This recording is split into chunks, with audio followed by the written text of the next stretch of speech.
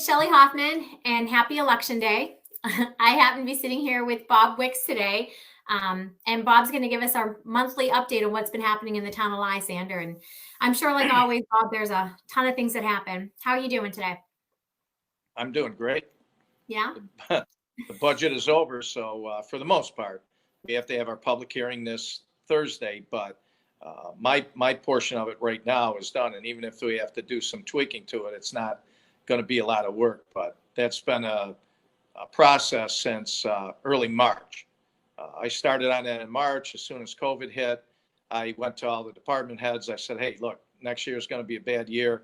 We don't know what kind of money we're going to be getting, so we have to save money. So they did, all the department heads did a great job. They brought in their budgets where everybody had an excess. I don't think there was anybody that didn't, and there were some substantial savings that helped us going into the new year. So subsequently, we're not going to have any tax increase this year, and we're still going to be able to do a lot of things. We're going to get a lot of things done. I know last time we talked, that was your goal, is not to have a tax increase. So that's good to hear. Before we came on the air, I'm probably going to jump your list of things, but I thought it was kind of interesting when you talked about the trees at the park, and that's one way, right, that you were able to save the town some money. Well, we originally, and that was after you were already put together the tentative budget. The Parks Commissioner, Tony Burkenshaw, came to me and said, hey, we got to get rid of some of these parks, Onondaga County, or some of these trees in the park. Onondaga County came in and said, yeah, they got to go. So to the tune of the initial estimate was $27,000. Well, my head almost exploded with that, I mean, but because we already had the budget done, and that was gonna mess up my numbers. And so we really worked on that. And we were able to find Josh Allen from CNY Crops, who's actually going to do it for his cost, which is $3,500. Now, he's able to utilize the lumber from there. And so utilizing the lumber and doing it at his cost, that's coming in at $3,500. We're going to have to grind the stumps, but even doing that, we can use park personnel for that with their salary and renting a stump grinder. We're probably going to be all in for $5,000, so around that somewhere. But that's a big difference from $27,000. Yeah, that is. I mean, it's also nice that you found somebody that would do it at cost, and at the same time, he's getting something out of it too. I gotta believe that made a huge difference in what we were going to pay for it, just like with anything with materials. Well, like I said, there was there was one of the tree business owners that wasn't happy with me because not in the town of Lysander. I won't mention the name, but he wasn't happy. He said, so you want to do it on the cheap? And I told him exactly what I want to do it on. I want to do it as cheaply as I can because it's not my money. So always try to pay attention to how much money I'm spending. And because it's not my money, I'm going to do it as cheaply as I can. Problem is, like I told you, a lot of times the reason it's even costing us $3,500 is because we have to make up the difference in his employee wages, because we have to pay prevailing wage. Prevailing wage for that type of work that is being done there is it's a little over $50 an hour. That's a lot. So if we had to bring a company in and pay 4 or 5 guys $50 an hour, it gets to be pretty expensive. That makes sense. So going back to the budget, I know that you still have to have the hearing to pass it, but is there any other items on the budget that maybe people need to have a little bit more information about to know why something was cut or why money is going towards something that you talked about today? Well, surprisingly, when we were all through, I mean, we took some positions. Some positions were moved around. We reorganized some of our positions here in order to save money. The clerk, she reorganized her office, and she saved, I think, about $21,000 by the reorganization that Dina Falcone is doing in her office. With the parks, because we don't know what COVID's going to be like, we took a full-time position, made it part-time. So we saved a substantial amount of money there. We're looking at, we're trying to get things done, but we want to make sure that we're saving money where we can save. So we'll see how that goes. If we need to increase those positions later on, we will, but I don't think we're going to need to, because right now we don't even know when we're going to be opening up. I mean, they're, depending on who wins this election, it will depend on, we might be in another lockdown. We don't know. So we had to account for that. But most of the things that we want to do, there's a lot of things in the park. I mean, we're putting in new pickleball courts. We're resurfacing the tennis courts. We're redoing the volleyball courts. We have a state championship girls volleyball team, and our volleyball court really wasn't up to par. So Tony Birkinshaw and I went in and I said, look, let's bring in some sand. So we're bringing in, I forget how many yards of sand. We're going to make that a pristine volleyball court for those young ladies and anybody who wants to utilize that volleyball court. But that's going to be a pristine volleyball court that people are going to be able to utilize, as well as the pickleball. We have a lot of people that are playing pickleball there. Now we're going to have a couple extra courts, and we're going to try to increase that. We're going to be putting in cornhole. A lot of people play cornhole. There's going to be cornhole in there. We want to do things that people can come in and utilize on their own, where we don't have to, we're not spending the bulk of our budget, our parks budget, on salaries, where what we're doing now, we've moved it around, and we're still paying some salaries, but the bulk of it is going towards enhancing the park itself. We're cutting down.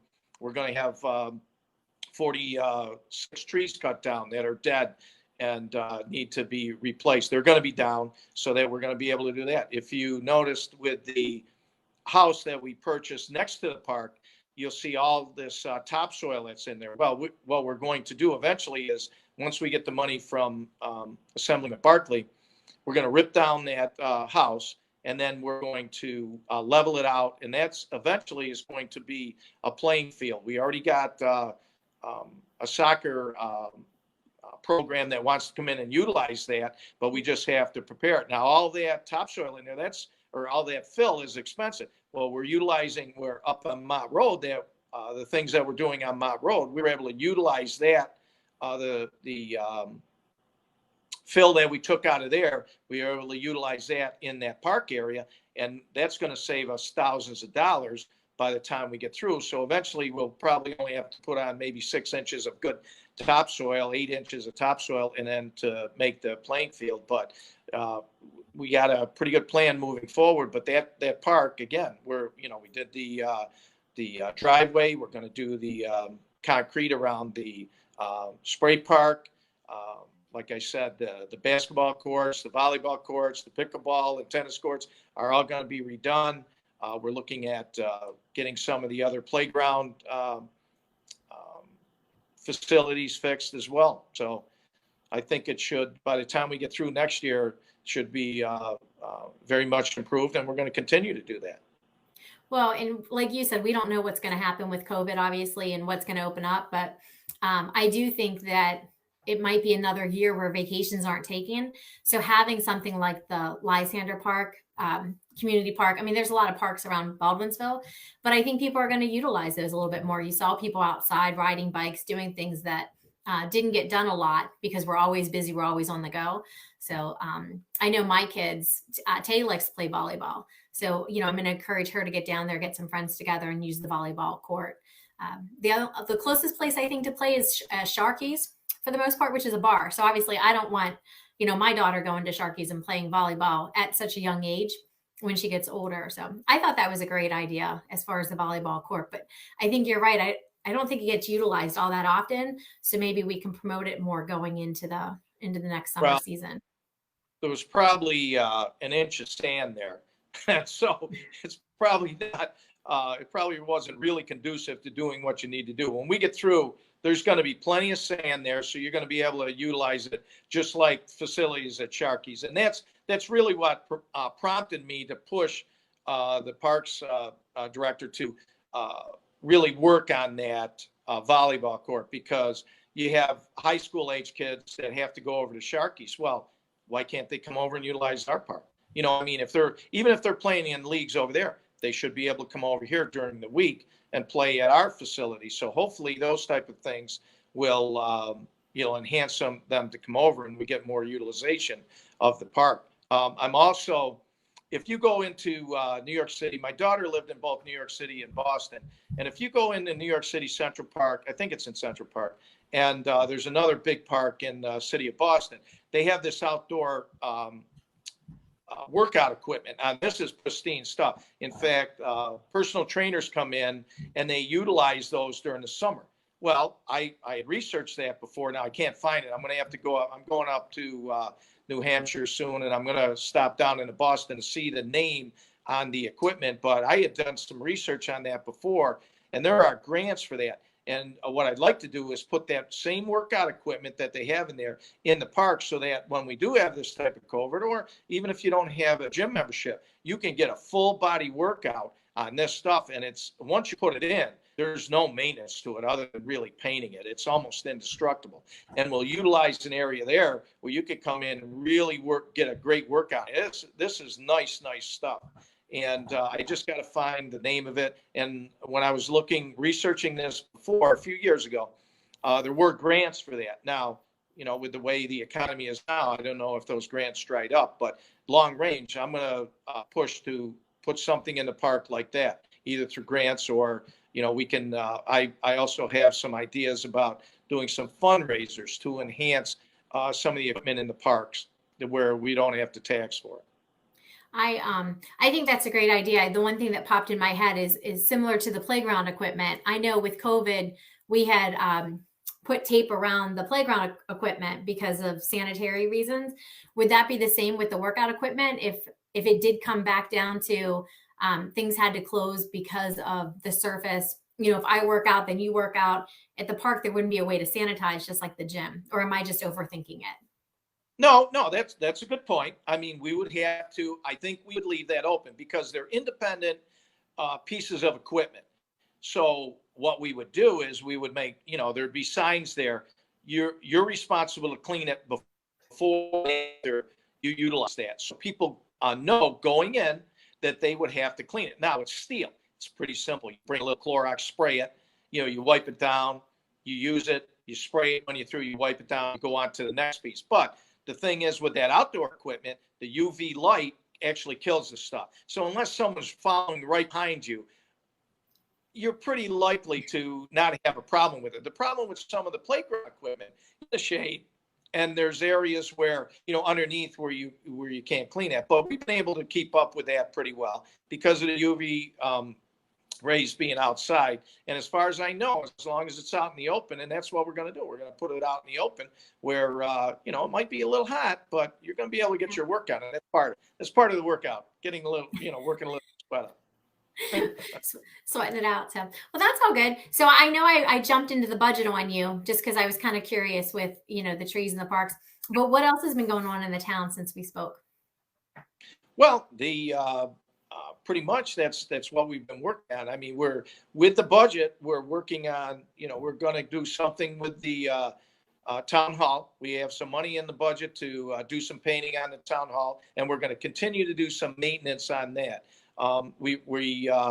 Connell Terrace, that's one of the things that people for decades, they've been wanting that done. Well, we put money in the budget right now to do Connell Terrace. And I spoke with the highway superintendent, and I said, that's one area that the board wants done. And he agreed. He said, yeah, that's got to be done. So we did Mott Road this year, and it should be done this week. I mean, we're going to have a few nice days. So by the end of the week, this should be done. And I saw, and people only see the top coat on it. And if you look at the infrastructure that we put into that, they did a lot of work. They hooked all the drainage from the sump pumps into the drain tiles that they have. They have about 18 or 24-inch drain tiles all the way down the length of that road, which should really eliminate almost all or most of that water that people had, standing water. And that's exactly what we want to do on Connell Terrace, because Connell Terrace, there's a lot of water. I mean, it is Indian Springs, but if we do the same thing on Connell Terrace, it should eliminate a majority, if not, I can't say all of it, but a large majority of the water that's on that road and it should be smoothed out. And the type of improvements we're doing on that road, those roads are done so that they're good for 50 years before you have to rip them up. That doesn't mean resurfacing. There's a lifespan with the resurfacing. But as far as the basic structure of the road, they're good for 40, 50 years. So those are long-term improvements that we're doing. And I know the people up there were looking forward to that getting done. And right now it's on the schedule. Nice. Well, I haven't been over the town of Lysander. I'm just kind of curious in case anybody else is. If you look out your window right now, sir, is it a full election parking lot kind of a day? I know you're avoiding that area, but I'm just kind of curious.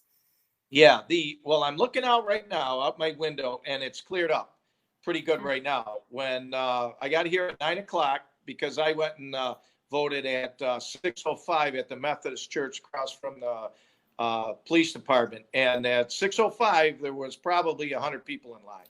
Wow. So got us through pretty quick. It was probably 35, 40 minutes I got through, but when I came to the town hall, it was just like that. And the employee parking lot was packed, and that was all people coming to vote.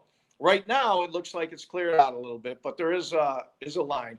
So I think my wife is going around 10:30. This is probably a good time if you haven't voted. It's probably a good time to go and vote right now, because I think with the lines that I saw this morning and what I've been watching on TV, if you wait till later on, you might be there a long while. So if you are, bring some cookies, something to drink, dress warm. There's on Facebook before you and I started talking, I just kind of went through and people were giving like the ETAs of how long they waited in line. But I think you're right. I think at lunchtime, right, there'll probably be another wave, and then when people get off work, another wave of it. But it's it's good. So many people are getting out. They voted early. They're voting now. So, but like I said, I was just curious. I knew you had a view from where you were sitting of what was going on over there. Yeah, it's pretty lean. At least at least the whole parking lot isn't full. So it might be closer I'm at the end of the building. So, but when I got here, it was, they were moving on the other side of the building to park, and now they don't have to do that. So it's not too bad. Nice. So, well, is there anything else you want to share with us that's been kind of happening around the town? We're getting ready for the winter, so we're all stacked up. You're probably going to see some new trucks. We bought some new trucks, and we're going to continue to buy them now. In fact, like one of the trucks we bought for the park, we bought it last year for $25,000. We sold it this year for $27,000. So we made money. I mean, it's the way that municipal contracts are done. I mean, we can buy them. Civilians can't buy them like that. We get them almost at cost or below cost. So we're able to do that. But we turned that over. So we turned in a new truck. We did 3 trucks this year, 3 brand new big trucks, and we had to upgrade 2 of them. But I think for the 3 big trucks that we bought, pickup trucks, I think we spent a total of $3,000. We didn't put any maintenance into them, didn't put any tires, no brakes, no nothing. And so that's the.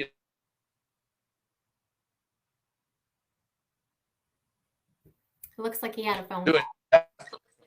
Doing that each year is that we don't have maintenance with it. The park didn't have any maintenance at all, and I think the highway department might have done an oil change, but the big ticket items on those vehicles just aren't there.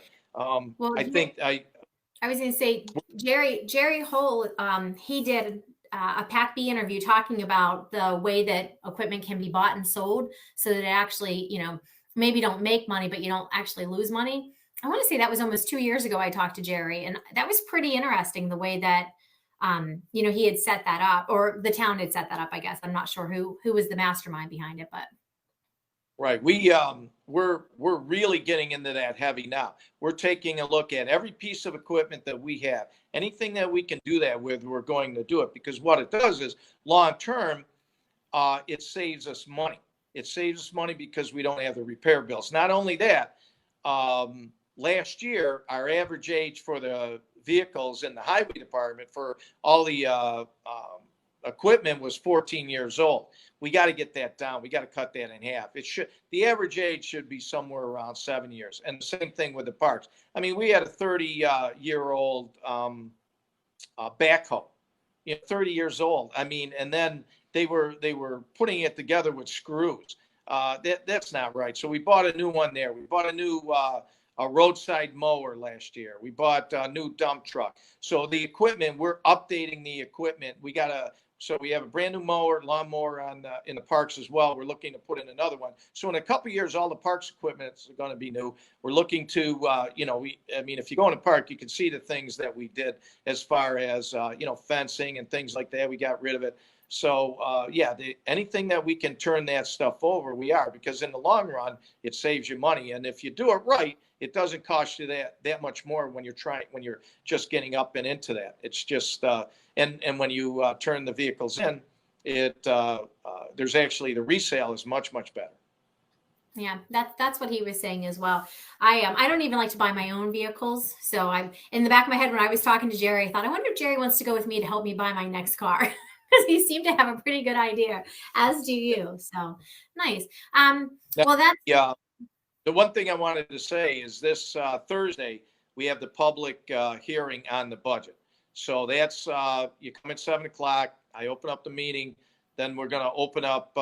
We have a young man, an Eagle Scout, coming in. We're going to recognize him. Then we're going to go right into the public hearing. So if you're interested in coming, or if you have any comments to say about the budget, this is the meeting to come to. Okay. And that's 7:00 on Thursday. Will PAC-B be playing it after the fact, or will there be any type of live stream? Okay.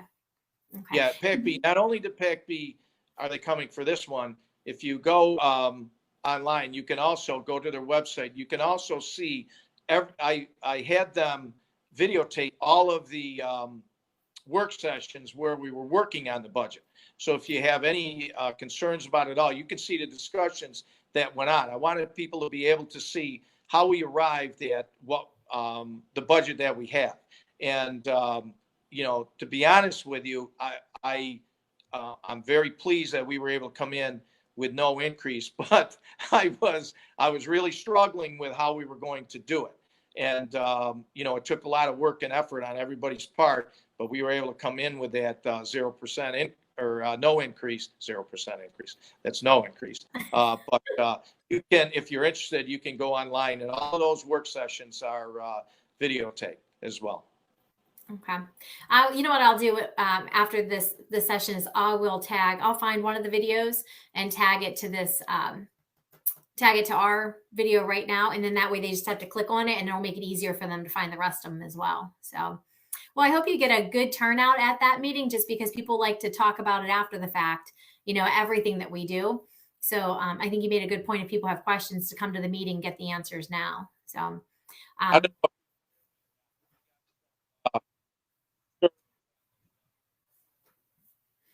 I lost you again. So you can't hear me. So once again, Bob and I don't always have the best connection, but at the same time, I think most of the information was given. So if you have questions about the budget, like I said, I'm going to tag that video into the stream post and from PAC-B. And you should always check out PAC-B for that type of information. They do a really good job of keeping us informed what's going on in the community. So if you have questions about what Bob and I talked about, if there's something that you want more information, reach out to him at the town of Lysander. You can always message me on this page as well. So happy Election Day. I hope everybody is enjoying their Tuesday. Bye.